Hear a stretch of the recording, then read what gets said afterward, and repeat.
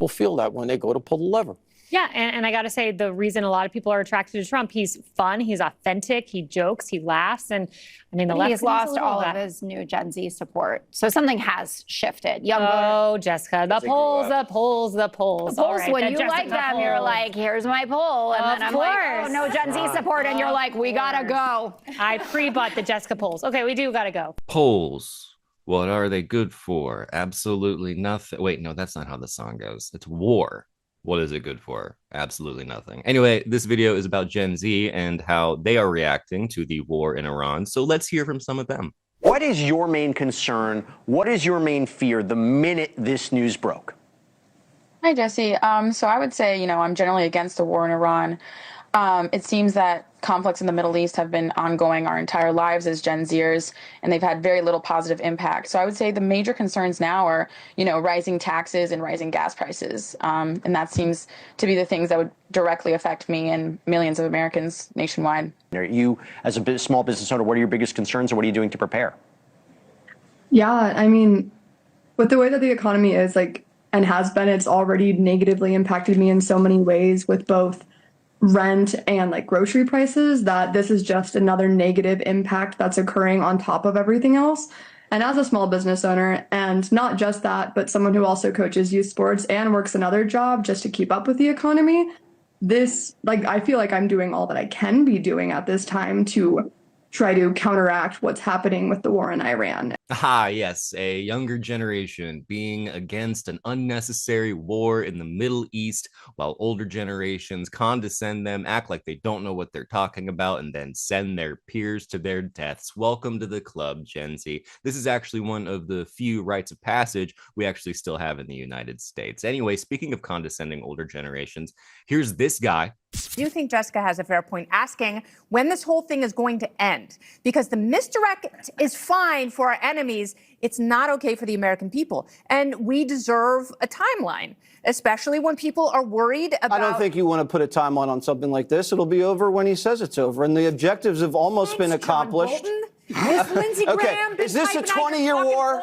Is this a 20-year war? It's 3 weeks, everybody. Take a break. Let the man cook. And obviously, we're going to be successful. We got the Marines coming. Okay, is he a short-order cook, or is this a 20-course meal? Listen, if you're complaining about 3 weeks, Kennedy, I think you need to be a little more patient, okay? And let the operators do their thing. This is not easy. This is war. And it's a very effective campaign so far. It's not like we haven't seen this movie before. Okay, you're comparing this to Iraq? I'm saying... You're comparing this to Iraq? Not true, just to Iraq, but we have intervened in the Middle East multiple times. People have legitimate questions. Okay. And we're asking those questions. No, you're not. You're asking just saying, a question Donald a child Trump, would ask in the back of the car as they pulled out. Donald. I love you. That's what you're saying.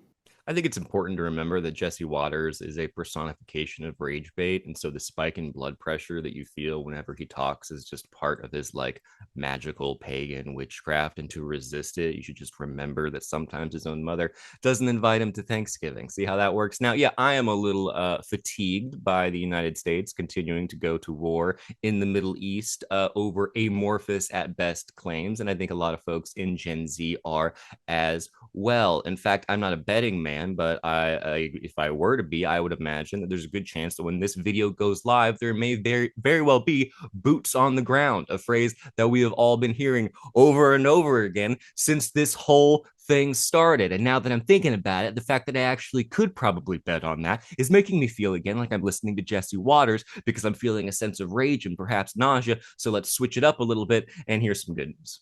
Look, I mean, Pierce, if you look at the polls, what the polls tell us is that this is the most unpopular war in American history going into the war.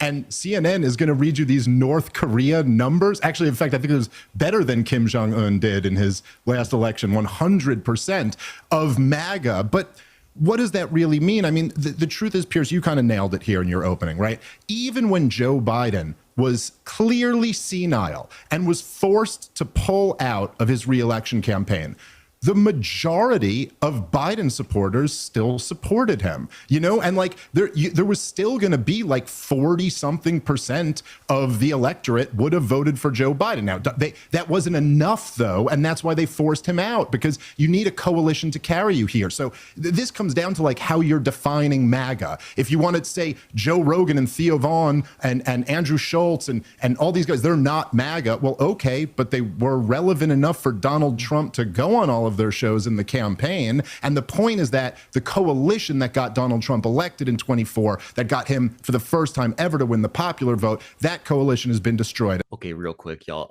Dave Smith is great and hilarious, but you got to check out the guy on the right of that screen, okay? Adam from the PBD podcast. Oh my gosh, that guy is so unintentionally funny. All the dudes over at the PBD podcast are just cosmic levels of stupid, like the platonic ideal of a moron. It is worth your time if you can, again, stomach it. Sorry, so I just needed like a breather there. Now we're going to turn to Jesse Ventura with some advice that I've never heard before, but as the Gen Zers like to say, let them cook. There's a simple thing as a leader, and you know this having been in the military. Trump wouldn't know it because he's a draft-dodging coward. But anyway, it's this.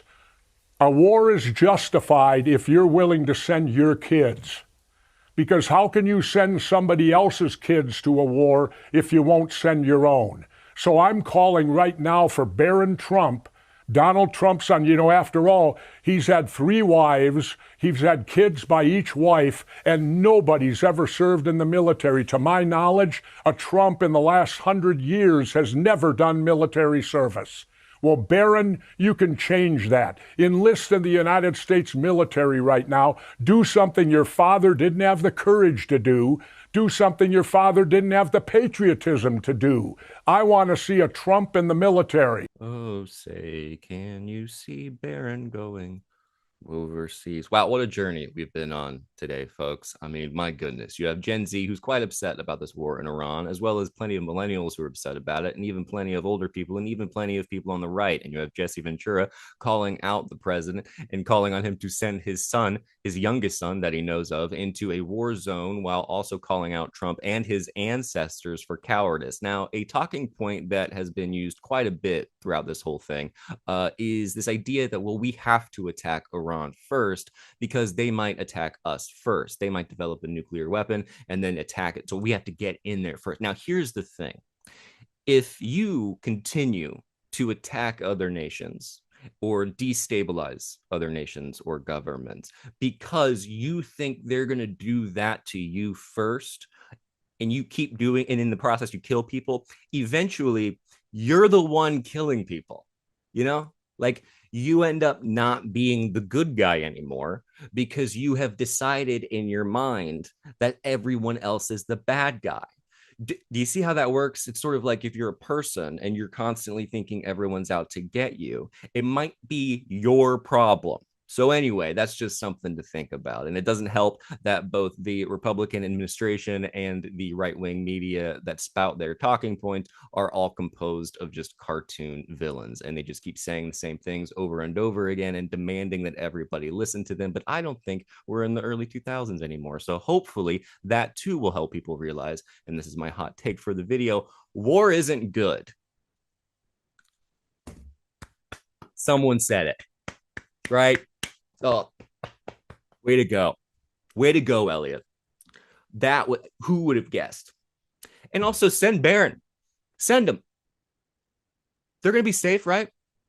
That's what you said. They're putting boots on the ground. There's just no doubt. Anyway, book recommendation, Cold War liberalism. Definitely will give you some kind of perspective on how war can be used and what happens to your rights when that happens. And so, or you can also check out any other book on that. All right, I'll see you next time, folks. Any other book is what I meant. You get it. End video.